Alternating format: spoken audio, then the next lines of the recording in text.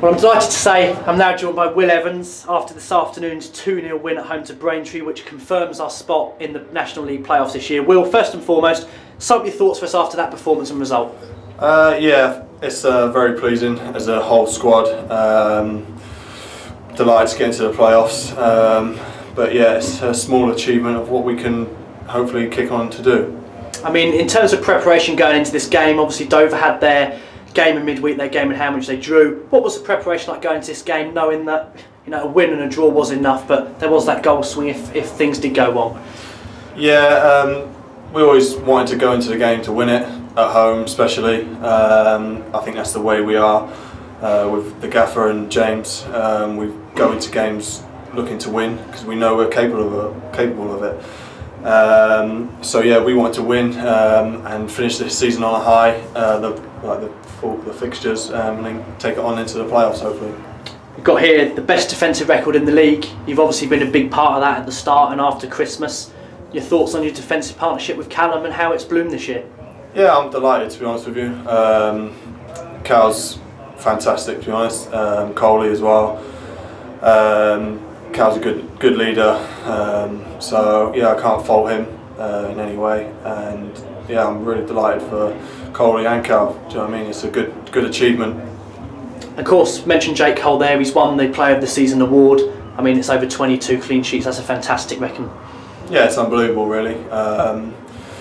Which yeah, he's not had much to do in some games, and then he's made one of the most important saves in the game and stuff. Do you know what I mean? So that turns games and it keeps us on the push to win the game. And so yeah, congratulations to him, really.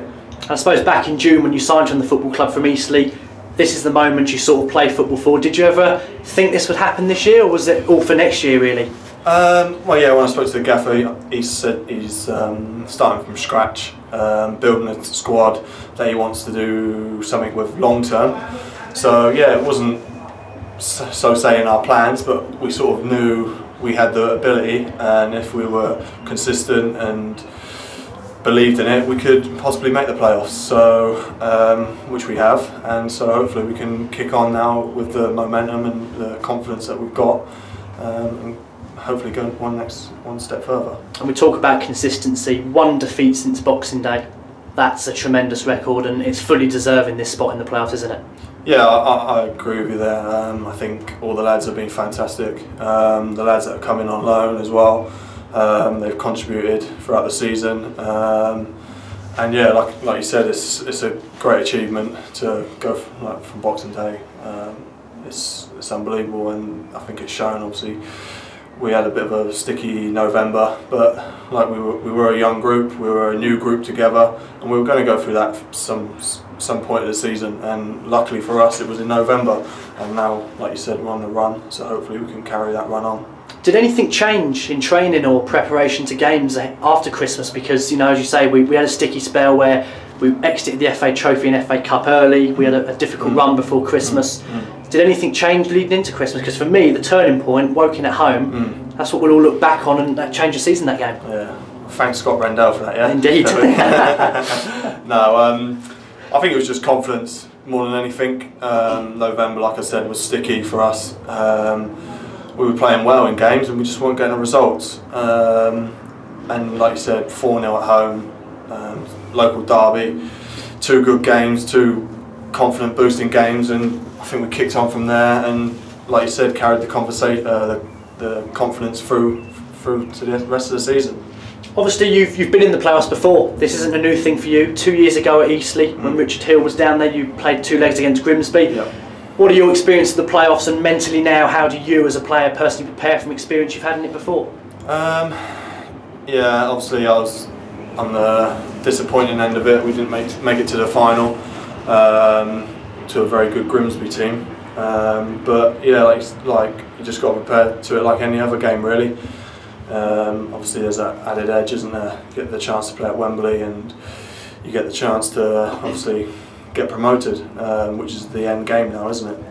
Indeed, and I suppose it's worth mentioning the fans. They've come out in their numbers recent games, they've supported you to the hill, but I think as players you deserve a lot of credit because you've got them fans back in the stadium, you've made them believe again. Your thoughts on the fans and how the season's ending, because it has been fantastic. Yeah, I can't fault the fans, to be honest.